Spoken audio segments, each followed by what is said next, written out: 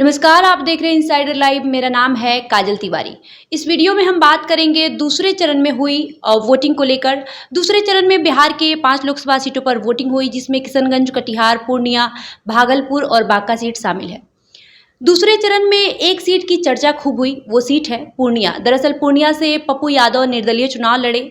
इस बात को लेकर पप्पू यादव और पूर्णिया सीट देश भर में चर्चा का विषय बनी रही। इसी को लेकर हम चर्चा करेंगे। शुरुआत पूर्णिया सीट से करेंगे। हमारे साथ मौजूद है हमारे एडिटर पवन प्रकाश। उनसे जानेंगे कि पूर्णिया में पप्पू यादव का निर्दलीय चुनाव लड़ना उनके लिए कितना सफल साबित हुआ।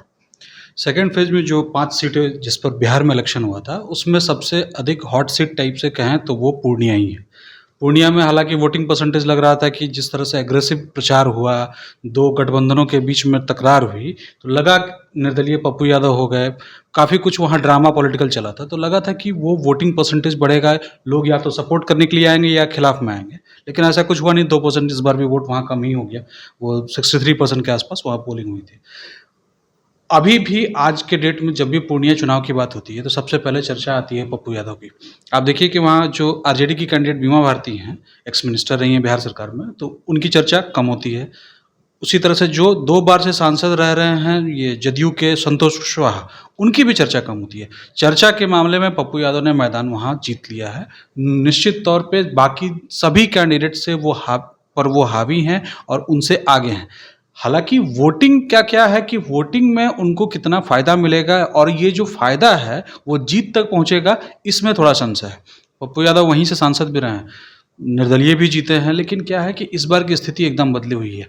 देश भर में जो माहौल है वो या तो मोदी के साथ या मोदी के खिलाफ। इस बीच में पप्पू यादव ने कांग्रेस ज्वाइन किया, कांग्रेस ने उनको टिकट नहीं दिया। नाम आया कि लालू यादव ने टिकट कटवा दिया। यादव नेतृत्व की बात आई, जो तेजस्वी के पैरेलल कोई नेता लालू यादव नहीं चाहते हैं या तेजस्वी खुद भी नहीं चाहते हैं, इसलिए पप्पू यादव का टिकट कटा। सब कुछ चर्चा में रहा, लेकिन पप्पू यादव को यादवों ने पूर्णिया में वोट किया है। बीमा भारती को आरजेडी का काडर वोट ही कम मिल गया। जो चीज़ें जो यादव आरजेडी के साथ हो सकते थे वो इस बार पूरी तरह से नहीं गए और उसका वो वोट काट लिया पप्पू यादव ने। लेकिन पप्पू यादव जीत की तरफ नहीं जा पाएंगे। पप्पू यादव हो सकता है कि कांग्रेस से लड़ते या राजद से लड़ते तो फायदा हो जाता, महागठबंधन को एक सीट मिल सकती थी, जिस तरह से उनकी इस बार पॉपुलैरिटी रही है। लेकिन क्या है कि इस बार जो ट्रायंगुलर में फंसा, जो मुकाबला फंस गया, उसमें वो नहीं निकल पाएंगे ऐसा लग रहा है। एक बार फिर लग रहा है कि संतोष कुशवाहा जो जदयू के उम्मीदवार हैं, ये तीसरी बार उनका ये तीसरा टर्म हो सकता है। सर, पप्पू यादव के चुनाव लड़ने से संतोष कुशवाहा और बीमा भारती के हार जीत पर कितना असर पड़ता हुआ दिख रहा है? संतोष कुशवाहा जो पिछला चुनाव जीते थे वो 2,63,000 वोट से जीते थे, तो ह्यूज मार्जिन है, इसको कम कर पाना ही मुश्किल था। लेकिन क्या है कि इस बार या तो मोदी के साथ या मोदी के खिलाफ, भाजपा के साथ भाजपा के खिलाफ, इसी टाइप का नैरेटिव जो चल के निकला था, तो लग रहा था कि हो सकता है कि पप्पू यादव अपना एडिशन करे तो उसमें वहाँ से जीत सकते हैं। लेकिन चूंकि महागठबंधन के कैंडिडेट वो बन नहीं पाए, तेजस्वी यादव के प्रचार को भी दूसरा रंग दिया गया। तेजस्वी यादव के मुंह से निकल गया कि आप या तो अगर आरजेडी को वोट दीजिए नहीं तो एनडीए को दिया। हालांकि वो कहना ये चाह रहे थे कि आरजेडी को वोट दीजिए, नहीं तो आपका हर वोट एनडीए को ही चला जाएगा। तो समझाना कुछ और था, समझ में कुछ और आ गया। तो अब स्थिति ये है कि 2,63,000 का पिछला मार्जिन और पप्पू यादव का ट्रायंगुलर फाइट देना है। इस बार हार का अंतर हो सकता है कि कम हो आरजेडी कैंडिडेट के लिए या महागठबंधन कैंडिडेट के लिए, लेकिन फिर भी ठीक ठाक मार्जिन रह सकता है। इसमें अभी नंबर्स पे हम लोग क्या बात करें, जब 4 जून को रिजल्ट आएगा तभी वो पता चल पाएगा। लेकिन मेजर जो है वो स्थिति यही बनी है कि वो संतोष कुशवाहा के लिए क्लीन चिट मिल सकती है इसमें। किशनगंज सीट की बात करेंगे। किशनगंज इकलौता सीट है जिस पर 2019 में एनडीए की हार हुई थी और कांग्रेस के उम्मीदवार मोहम्मद जावेद ने वहां से जीत हासिल किया था। इस बार भी कांग्रेस ने मोहम्मद जावेद को ही अपना उम्मीदवार बनाया है। वहीं जदयू की तरफ से मुजाहिद आलम वहां से चुनाव लड़ रहे हैं और ओवैसी ने भी वहां से अख्तरुल ईमान को प्रत्याशी बनाया है। तो सर, इस बार भी कांग्रेस का वहां कब्जा रहेगा या फिर जदयू वहां से सफल हो सकती है? ये जो 2019 का चुनाव था ना, उसमें कांग्रेस का जो कैंडिडेट है वो सिर्फ 34,000 वोट से जीता था। और पिछले बार जदयू वहाँ से लड़ी एनडीए की ओर से। इस बार भी जदयू ने अपना उम्मीदवार बदल दिया है, लेकिन लड़ जदयू ही रही है। एआईएमआईएम फैक्टर जैसा पिछले बार था वैसा इस बार नहीं है। इस बार एआईएमआईएम की तरफ लोगों का झुकाव कम रहा है।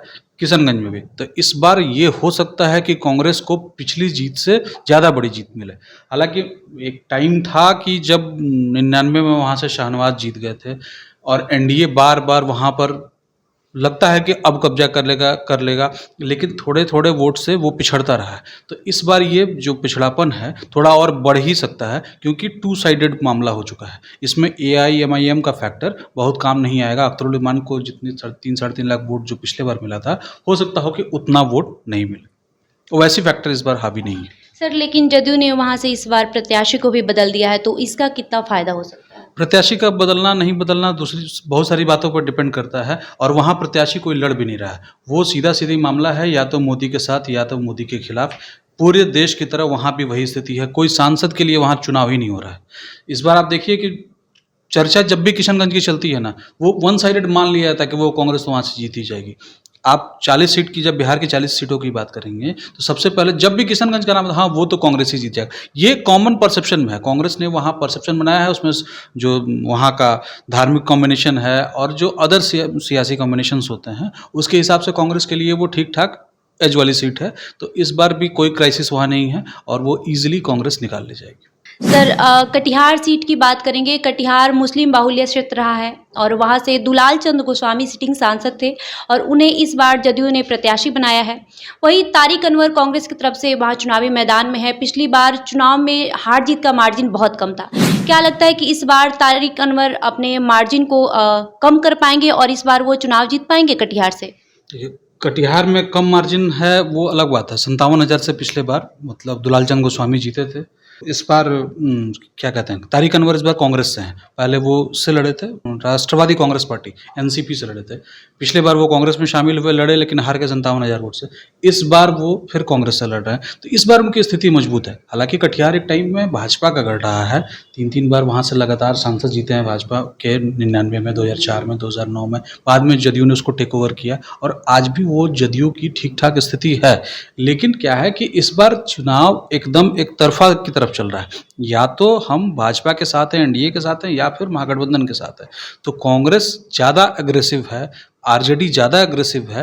भाजपा के लोग अग्रेसिव नहीं हो पा रहे हैं। वहाँ से जेडीयू का कैंडिडेट है, वो भी अग्रेसिव नहीं है, क्योंकि उन्होंने भी जो चुनाव लड़ा है वो मोदी के चेहरे पर ही लड़ा है। सब कुछ मोदी भरोसे चल रहा है। तो इस बार मोदी भरोसे कटिहार नहीं रहने वाला।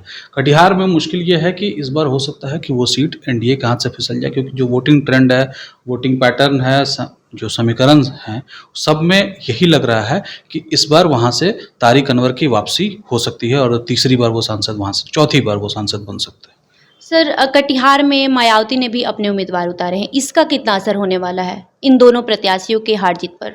जहाँ भी बागी उम्मीदवार नहीं है, वहाँ बसपा के उम्मीदवार का बहुत इम्पैक्ट नहीं पड़ेगा। कुछ वोट मिल जाएंगे। लोकसभा चुनाव में उतने वोटों का बहुत अंतर नहीं पड़ता है। कोई मेजर इम्पैक्ट नहीं है वहाँ पे। भागलपुर सीट की बात करेंगे। भागलपुर सीट पिछली बार राजद के खाते में थी। इस बार इस सीट से कांग्रेस ने अपने प्रत्याशी उतारे हैं। कांग्रेस ने अजित शर्मा को अपना उम्मीदवार बनाया था। वहीं जदयू की तरफ से अजय कुमार मंडल ही उम्मीदवार है। पिछली बार भी वही सांसद थे, इस बार भी चुनावी मैदान में है। क्या लगता है कि महागठबंधन की तरफ से पार्टी भी बदल दी गई है और उम्मीदवार भी बदल गया? इसका कितना असर होने वाला है भागलपुर में? महागठबंधन की तरफ से पार्टी ये बदली है। कांग्रेस वहाँ से चुनाव लड़ी। स्थानीय विधायक हैं अजित शर्मा, कांग्रेस विधायक दल के नेता थे। तो मतलब लड़ाई में कांग्रेस आने की जो भी उससे बन सकता था उसने किया है। आरजेडी ने भी उसको फ्रीडम दिया है। शैलेश मंडल जो 2014 में चुनाव जीते थे, इस बार नाराज हैं क्योंकि उनको टिकट नहीं मिला। नाराज ही नहीं है, वो जदयू में शामिल भी हुए हैं वोटिंग के पहले। तो शैलेश मंडल से ऐसा कोई मेजर इम्पैक्ट नहीं पड़ता है, क्योंकि चुनाव वन साइडेड है, मतलब टू साइडेड है, सीधी फाइट है, या तो आरजेडी कांग्रेस या तो भाजपा। तो ये जो भागलपुर सीट है, एक टाइम में सुशील मोदी यहाँ से सांसद रहे, शाहनवाज भी रहे हैं, लेकिन हाल के दिनों में जदयू और आरजेडी के बीच मुकाबला होता रहा। इस बार मुकाबला जदयू और कांग्रेस के बीच में है। तो अजित शर्मा ने जिस तरह से किया है, भूमिहार वोट उनको कुछ मिल रहा है और भी बाकी वोट उनके साथ आ रहा है। जो कुशवाहा की बैटिंग है लालू यादव की तरफ से हुई है कुशवाहा वोट को साधने के लिए, उसका भी बेनिफिट मिल सकता है। और वहाँ मुकाबला क्लोज है। वहाँ ना सिर्फ क्लोज है कि ये हो सकता हो कि ये सीट एनडीए के खाते में चले जाए, हो सकता हो महागठबंधन के, लेकिन जो भी जीतेगा उसमें मार्जिन बहुत ज़्यादा नहीं रह सकता। आखिर में बात करेंगे बांका सीट की। बांका सीट पर पिछली बार भी जदयू से गिरधारी यादव उम्मीदवार बनाए गए थे और राजद की तरफ से थे जयप्रकाश नारायण यादव। और वहां से मार्जिन बहुत बड़ी थी, 2 लाख के मार्जिन से गिरधारी यादव चुनाव जीते थे और इस बार भी यही दोनों प्रत्याशी हैं और इन्हीं दोनों के बीच ही टक्कर है। क्या लगता है सर कि इस बार जयप्रकाश नारायण यादव अपनी बड़ी मार्जिन को कम कर पाएंगे? जो सेकंड फेज का चुनाव जिन 5 सीटों पर हुआ था उसमें सबसे नीरस जो था वो बांका सीट थी। वहाँ ऐसा लग ही नहीं रहा था कि एक पूर्व केंद्रीय मंत्री जयप्रकाश यादव चुनाव लड़ रहे हैं या फिर वहाँ किसी भी एक पॉलिटिकल एम्बिशन के तहत कोई चुनाव लड़ा गया हो, ऐसा कुछ भी नहीं हुआ। कोई लोकल मुद्दा हावी नहीं हुआ। दिग्विजय सिंह जो नेता थे, जेडीयू के थे, बाद में निर्दलीय भी वहाँ से लड़े, जीते। उनकी वाइफ भी सांसद रहीं, पुतुल देवी, उनकी बेटी अभी भाजपा की विधायक हैं। उस फैमिली के एनडीए के साथ आने का उसको फ़ायदा मिला है और एक तरह से नीरस चुनाव हुआ है। दोनों तरफ से यादव कैंडिडेट वो वोट बँटेगा, बाकी जो वोट हैं वो एनडीए की तरफ ज़्यादा जा रहे हैं। मार्जिन ऐसे ही 2 लाख था, तो इस बार भी मार्जिन उतना रहेगा या उससे थोड़ा-सा कम हो जाए, क्योंकि वोटिंग कम हुआ है। तो वोटिंग कम हुई है तो हो सकता है कि मार्जिन भी कम जाए, लेकिन परसेंटेज जो है वो कहीं से कम नहीं होने वाला है। जो स्थिति 2019 में थी, हूबहू वही स्थिति 2024 में है। वहाँ कोई मेजर चेंज या थोड़ा भी कोई भी चीज़, ना कैंडिडेट बदला है, ना कुछ भी, ना मुद्दे बदले हैं, ना इशू कोई नया ये वहाँ पे एनहांस हुआ है, कुछ भी नहीं हुआ है। तो जैसे था वैसे ही चल रहा है। कास्ट समीकरण भी बिल्कुल क्लियर है पहले से। तो वहाँ कोई मेजर चेंज नहीं होने वाला है और बांका इस बार भी एनडीए के फोल्ड में ही जा सकता है। तो मतलब ऐसा कह सकते हैं कि नीतीश कुमार ने प्रत्याशी नहीं बदलकर ठीक ही किया, क्योंकि गिरधारी यादव अपनी जगह बनाए ही हुए हैं अभी भी। बांका के लिहाज से बिल्कुल ठीक है, उसमें कोई दिक्कत नहीं है। बदलते भी तो किसको बदलते हैं, उनके पास वहाँ नेता की भी क्राइसिस है। वो जदयू पुतुल देवी को वो पसंद नहीं करते हैं या नहीं वो वोट ये अब उतार सकते हैं। कास्ट समीकरण में भी गिरधारी यादव अभी ले दे के फिट हैं, तो बिना मतलब न्यूसेंस उन्होंने नहीं किया है और जो जैसे था वैसे ही चलने दिया। वैसे देखिए तो मैक्सिमम सीटों पर नीतीश कुमार ने अपने उम्मीदवार नहीं ही बदला है। तो आपको बता दें कि दूसरे चरण में जिन 5 सीटों पर वोटिंग हुई, एनडीए की तरफ से ये पांचों सीट नीतीश कुमार के पास थी, जदयू के उम्मीदवार उतारे गए। वहीं महागठबंधन की तरफ से कुछ सीटों पर राजद के उम्मीदवार उतारे गए, वहीं कुछ सीट कांग्रेस के खाते में गई। लड़ाई की बात करें तो लड़ाई खासकर राजद के उम्मीदवार जहां भी है वो उनकी बढ़त नहीं दिख रही है। वहां जहां भी राजद के प्रत्याशी उतारे गए हैं वहां पर एनडीए उम्मीदवार की ही बढ़त दिखी है। हालांकि जिन सीटों पर कांग्रेस के उम्मीदवार है वहां मुकाबला कांटे का है और ऐसा लग रहा है कि किशनगंज और भागलपुर सीट पर कांग्रेस के उम्मीदवार बाजी मार सकते हैं। हालांकि 4 जून का इंतजार करते हैं, 4 जून को रिजल्ट आने वाला है और देखना दिलचस्प होगा कि कौन से उम्मीदवार की सीट पर बाजी मारते हैं। बहरहाल आपका इस वीडियो पर क्या कहना है हमें कमेंट करके जरूर बताएं। धन्यवाद।